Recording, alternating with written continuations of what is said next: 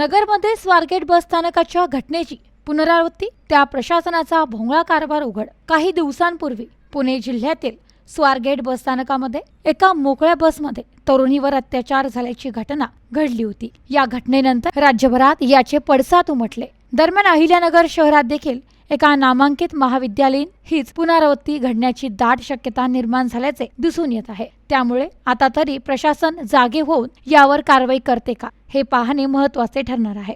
अहिल्यानगर शहरातील एका नामांकित महाविद्यालयाच्या वाहनतळावर तसेच खेळाच्या मैदानावर चक्क दारूच्या बाटल्या, कंडोमचे पाकिटे तसेच नशेसाठी वापरण्यात येणारे साहित्य आढळून आले आहे। या महाविद्यालयाच्या वाहनतळावर व खेळण्याच्या मैदानावर अशा प्रकारे रोजच दारूच्या बाटल्या पाहायला मिळून येत असून महाविद्यालय प्रशासनाने अद्यापही कुठलीही कारवाई केली नसल्याने महाविद्यालय प्रशासन याकडे जाणून बुजून कानाडोळा करत असल्याचे संशय आता येऊ लागला आहे। या महाविद्यालयात पुरेशी सुरक्षा व्यवस्था असताना देखील जर दारूच्या बाटल्या व गैरकृत्याची साधने मिळून येत असतील तर या महाविद्यालयात शिक्षणासाठी येणाऱ्या तरुणींच्या सुरक्षेबाबत देखील प्रश्नचिन्ह निर्माण झालाय।